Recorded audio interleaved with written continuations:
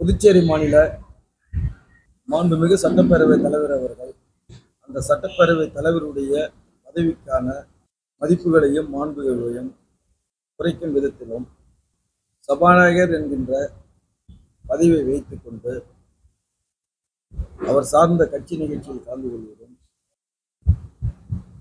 மரபுகளை மீறி அனைத்து அரசு விழாக்களிலும் தான் கலந்து கொள்ள வேண்டும் என்று அதிகாரிகளை வற்புறுத்துவதும் எஸ்டிமேட் பப்ளிக் அக்கவுண்ட்ஸ் கமிட்டியில் உறுப்பினராக கூட இல்லாத நிலையில் அந்த கமிட்டிகளுடைய தலைவர்களின் அதிகாரத்தை பறிக்கின்ற விதத்தில் தானே அந்த கமிட்டிகளுக்கு தலைமை தாங்கி நடத்துவதும்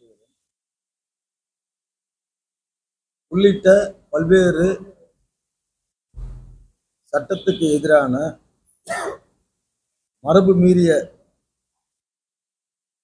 செயல்களுக்கு கண்டிக்கின்ற விதத்தில் சுயேட்சை சட்டமன்ற உறுப்பினர் நேரு அவர்கள் நேற்றைய தினம் சபாநாயகர் மீது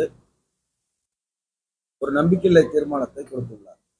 நம்பிக்கையில்லா தீர்மானம் கொண்டு வருவதற்கான ஒரு கடிதத்தை கொடுத்துள்ளார். இது நம்பிக்கையில்லா தீர்மானம் அவங்க எடுத்துக்கிறாங்களா இல்லையா என்பது அது அடுத்த கட்டது. அதே மாதிரி மாண்புமிகு சட்டப்பேரவை தலைவர்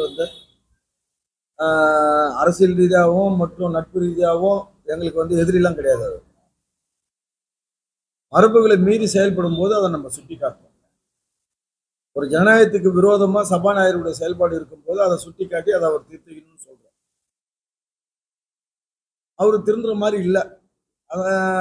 அதனாலே இன்றைக்கு சட்டப்பேரவை தலைவர் மீதே ஒரு நம்பிக்கையில்லா தீர்மானத்தை கொடுக்கக்கூடிய ஒரு சூழ்நிலைக்கு ஒரு எம்எல்ஏ தள்ளப்பட்டிருக்காரு. இது சட்டப்பேரவை தலைவர் பதவிக்கே களங்கம். இது சட்டப்பேரவை தலைவர் பதவிக்கே களங்கம் என்பதை முதல்ல அந்த சட்டப்பேரவை தலைவர் உணர வேண்டும். அதுக்கடுத்தது அவ ஏதோ அவர் ஒரு கடிதம் கொடுத்துருக்காரு, அதை நீங்க விசாரிக்க போறீங்க, அதுக்கு யாத்தினி எம்எல்ஏ ஆதரவு அப்படின்லாம் கேட்க போறாங்க.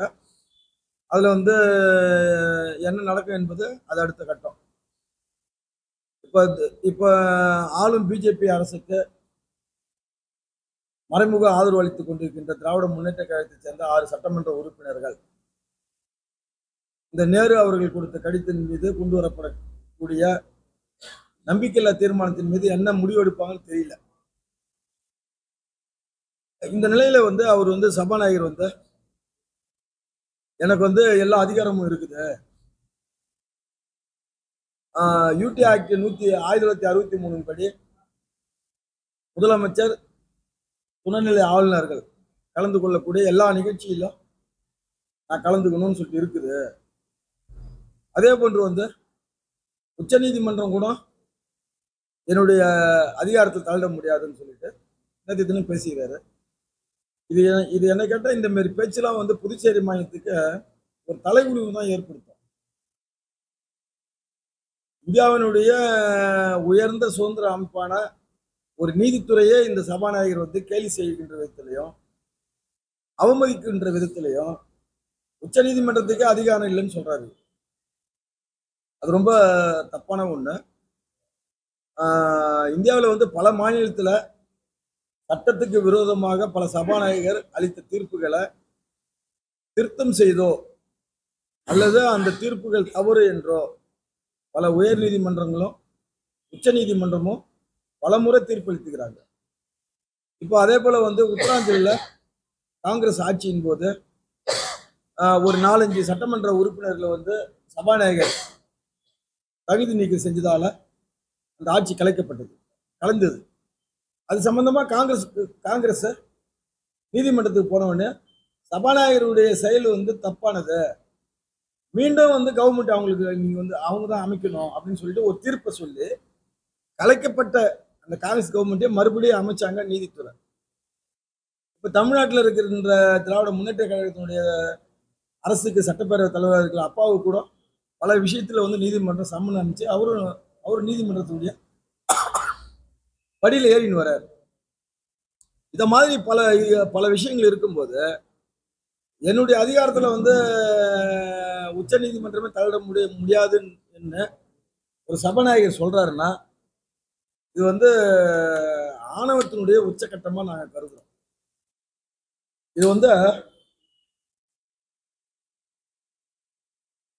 தி government of union territories act 1963 இது ஆக்ட் புக்கு.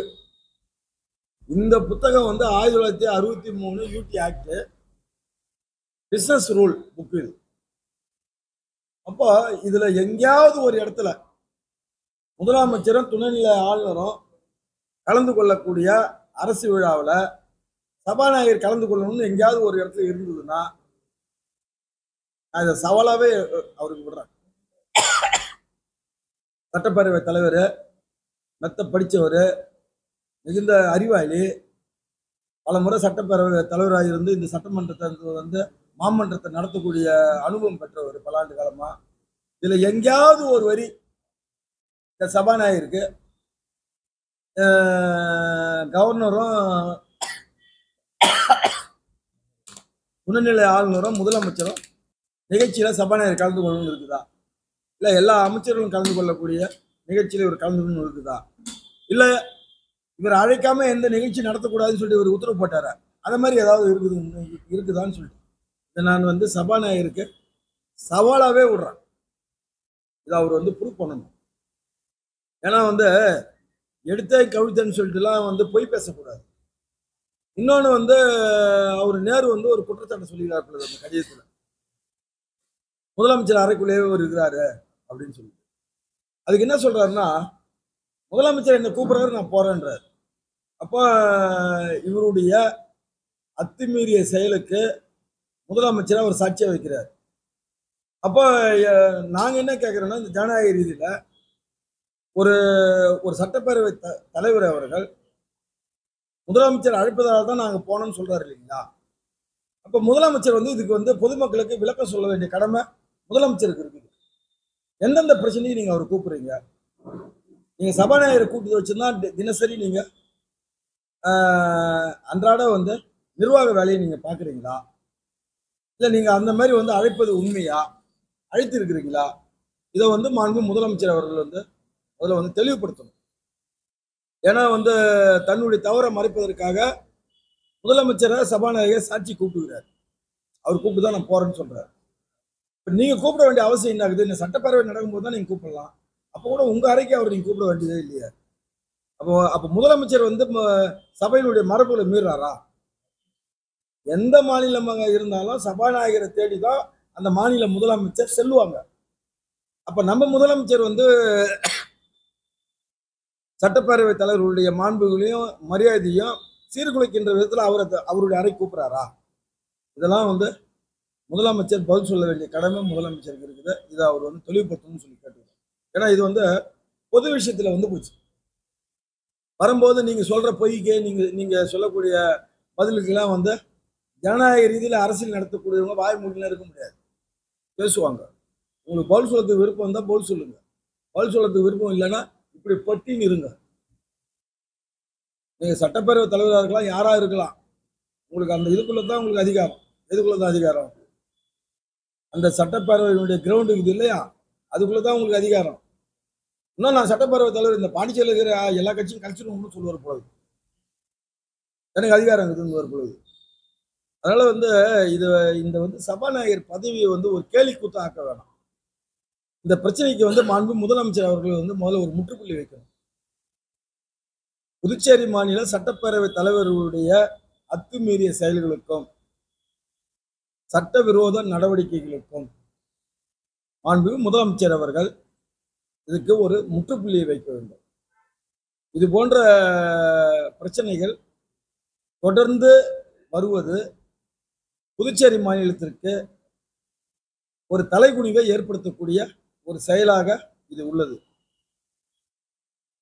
வந்து அவரு வந்து டிஆர் இருந்தாரு, வைத்திலிங்கம் இருந்தாரு, மறைந்த கண்ணன் இருந்தாரு, ராதாகிருஷ்ணன் இருந்தாரு. இவங்கெல்லாம் முட்டாள்கள். இவருக்கு முன்பு இருந்த சட்டப்பேரவை தலைவர்கள் எல்லாம் முட்டாள்கள். அறிவற்றவர்கள். இவர் தான் அறிவு ஜீவி. அவங்களுக்கு இதெல்லாம் எதுவுமே தெரியல. இவர் தான் தெரிஞ்சு வந்துடும். அதுதான் நான் கேட்குறேன், இந்த புக்கில் நீ எங்கேயாவது ஒரு இடத்துல காட்டியான்னு கேட்குறேன்.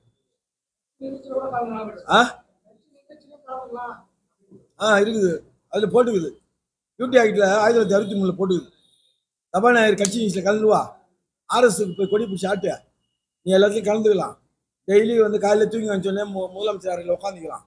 முதலமைச்சர் எந்த அதிகாரியை கூப்பிட்டு கேட்குறாரோ அவர் கேட்கறது முன்னாடி நீங்களே உட்காந்து கேள்வி கேட்கலாம் அந்த அதிகாரியா. அந்த அதிகாரி வெளியில போகும்போது மனம் வெதிப்பு போகலாம். செக் நேடா இது கவர்மெண்ட், யார் தாண்டா நம்மளை கேள்வி கேட்கறது? ஒரு கேபினட் அறையில் நம்மளை கூப்பிடுறாங்க, யாரா கேள்வி கேட்கறது? வெளில திட்டி போறான் அந்த அதிகாரிகள். நீ வச்சுக்க, உங்களை யார் வேணான்றோம்? மோடிஜி போட்டோ வச்சுக்க, ஜேபி நட்டா போட்டோ வச்சுக்க, யார் உங்களை வேணான்றோம்? அரைப்பட்டை வெட்டி கட்டிக்க, யார் வேணான்றோம்? அதெல்லாம் யாரும் அப்படியா? சார், நாளைக்கே நாங்கள் அதிமுக சார்பில் ஏதாவது ஒரு நிகழ்ச்சி நடந்ததுன்னா அவர் கூப்பிட்றோம், அவர் வர சொல்லுங்க. வாய்க்கு வந்ததெல்லாம் பேசக்கூடாது சபாநாயகர். நான் திரும்பவும் சொல்றேன், சபாநாயகர் எனக்கும் வந்து பாகம் பிரியாமலாம் இல்லை. இருந்தாலும் அந்த சபாநாயகர் பதவி என்கின்ற மதிப்புக்கும் மரியாதைக்கும் கேடு விளைவிக்கக்கூடிய அளவில் இவருடைய செயல்பாடு இருக்குது. இதை வந்து திருத்திக்கணும்னு சொல்றோம். மறுபடியும் சொல்றேன், சனி பகவான் என்ன செய்வாரு, ஒருத்தவங்க தப்பான பாதையில போறாங்கன்னா அவங்களுக்கு அறிவுரை சொல்லுவார். பல விஷயத்துல மறைமுகமா அவங்கள நேர்வழிப்படுத்துவார். நான் நேர்வழியெல்லாம் போக மாட்டேன், நான் இப்படிதான் இருப்பேன்னா உரிய தண்டனை அவங்களுக்கு நிச்சயமா கிடைக்கும். இந்த மாதிரி நபர்களுக்கு 2026 சட்டமன்ற தேர்தலில் உரிய தண்டனையை மக்கள் அளிப்பார்கள்.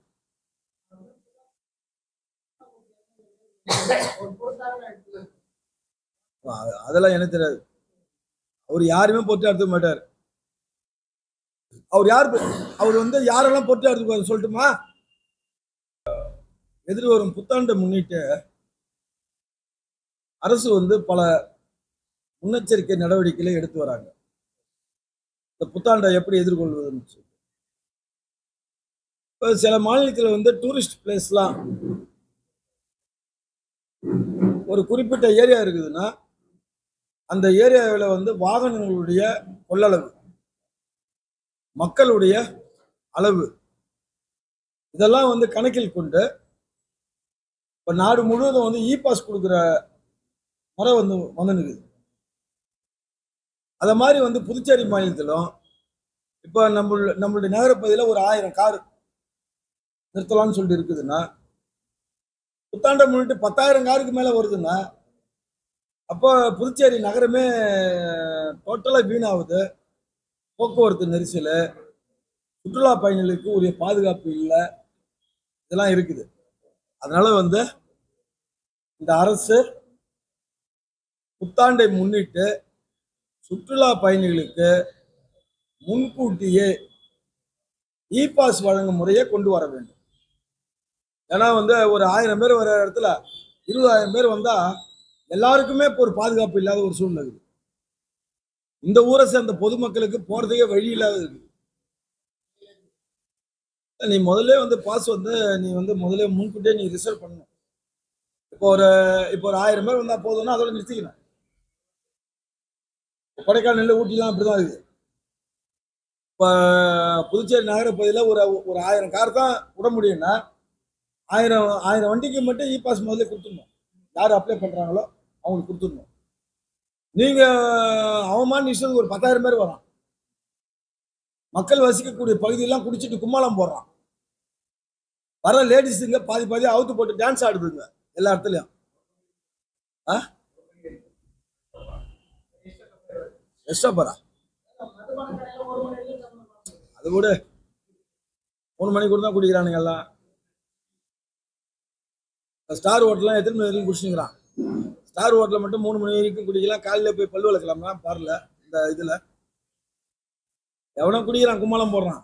நமக்கு என்னன்னா பொதுமக்களுக்கு பாதிப்பு வரக்கூடாது.